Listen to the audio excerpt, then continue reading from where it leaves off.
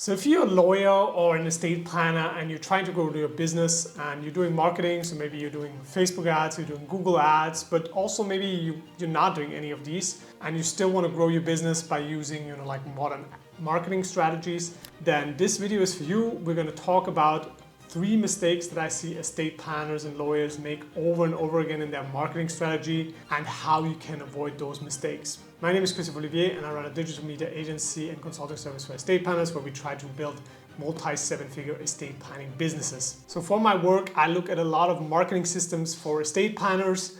I go through funnels, I go through ads, I look at what people are doing, and I also talk to estate planners one-on-one. And here are 3 mistakes that I see people make over and over again. I think that are easy to avoid and that will definitely help you grow your estate planning business. So number 1 is being comparable. That's probably one of the biggest problems I see overall with estate planners. I think there are over 60,000 or 70,000 estate planners in the US, and most of you are doing the same things, right? You're selling the same offers, having at the same price points, right? Like trust and wills at the same price point that everybody else. All of you care about the customers. All of you, like put customer service high in their marketing and, on their website and stuff like that. But that's not really something that's going to differentiate you, right? So somebody I talked to that runs a multi-7-figure estate planning business told me estate planners are kind of like gas stations here. And that's kind of true, right? Like if we zoom in a city, right, and we type in estate planning attorney, you can see every time there are like 30, 40, 50 or more estate planning attorneys, right? So the customer has a tough choice. Who is he going to go to? Most of the time, it's probably going to be the person ranked number 1 in Google.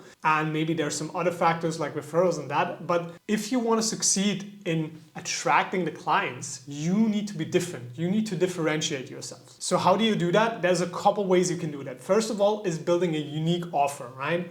So kind of differentiating what you do, how you do things, how you price things to other estate planners in the space, right? So you have to kind of stick out, whether that's, like having a crazy offer, having a crazy guarantee, putting multiple things together, right? Like maybe even connecting with some financial services, like really making yourself and what you're selling sound very unique than just, a living trust, because everybody can get a living trust anywhere they want. The second thing that you can do to differentiate yourself is being faster and better in customer service, right? That means as soon as a lead comes into your funnel or into your system or opts in on your website, you can be fast. You can call them, you can give them a lot of value, you can talk to them and just be faster in your response time, right? Because I think the average response time across industries is like 48 hours. So if you can make it like 48 minutes or like 4.8 minutes ideally, then you're gonna stick out massively by what they used to when they're sending an email, right? So if they go on Google, they check out the top 5 estate planners, they send an email and one responds within like 5 minutes, that's gonna be the one that sticks out. So customer response time is something that I always preach. That's gonna massively make a difference. And number 3, how you can differentiate yourself is building a brand, right? Building a brand on social media, on the web, like having pictures of you out there, having videos of you out there, like I'm trying to do here, right? Providing information, providing education.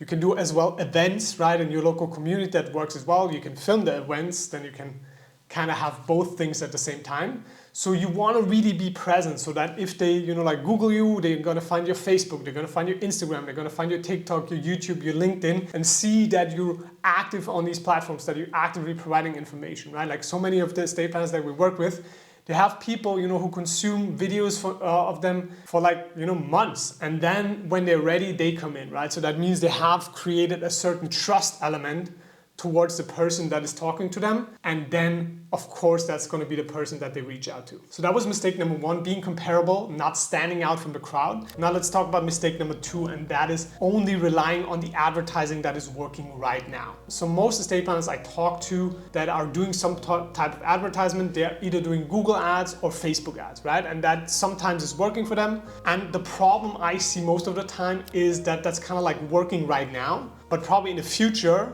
that might not work anymore, right? So if you rely on one source, on one advertising channel, only on advertising, right? As soon as the algorithm changes or as soon as there are more estate planners coming in and bidding for the same crowd, the prices are gonna go up, the metrics are maybe not gonna make sense anymore. And I'm not saying stop the advertising, I'm saying diversify your advertising and marketing channels, right? Be prepared for the future. My favorite way of doing that is encouraging our estate planners to create content.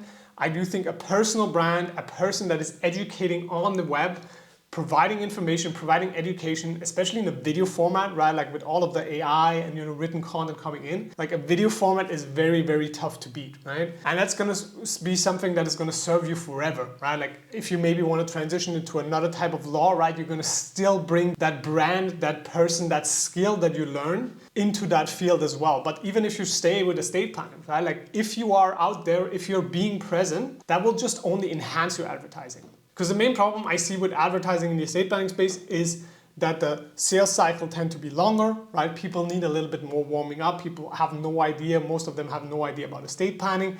And it's also a topic that just needs a little bit of time for people to click, right? So if you're providing education, that will massively help your advertising, because you can, every time you release a video, you can send it to the people that are already in your contact list, in your email list, that opted in through your advertising funnel, and you can just retarget them, provide them with information, not just reach out with like, hey, I was just checking in, do you want to buy some stuff, but actually reach out with value, reach out with more things that are gonna, educate them and raise the level of awareness, raise the level of urgency, and then once they're ready, they will come to you, right? You don't have to fight for them anymore. So that was mistake number 2, relying only on working advertising channel right now and not diversifying, and also not investing into producing content and building a personal brand.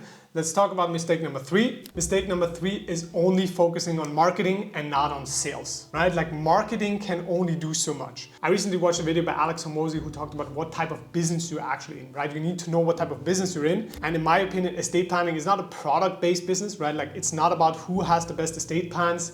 It's not about who makes the best estate plans, right? Because it's very comparable. Estate planning is marketing and sales. And that's a very important component, sales. You need to become a master salesperson, right? And I do think sales has gotten a bad rap in the last couple of years because everybody thinks of sleazy salesmen. But if you break it down, sales is actually just helping people make an informed decision, right? Like guiding them towards making the decision. And as you know, with estate plans, right? Like the earlier you set that up, the better it is, right? So if people are stalling, and if people are not taking action, you are actually not helping them. You're actually making the problem worse because you planted that seed in their head, right? Like that they need an estate plan, and that, like the world is going to be bad after they die. They don't have an estate plan, but if they're not taking action, right, you might as well not even have taught them about it, right? You're actually making it worse by not selling it to them. So you need to become good at selling, right? Like I do think sales training is one of the most important things for estate planners, for lawyers, because you have to help the people, right? Like your mission is to help people. And if you can't convince them, they're not going to come from themselves. You're assuming that just because you have a good product, you have a good estate plan, that people are going to come to you,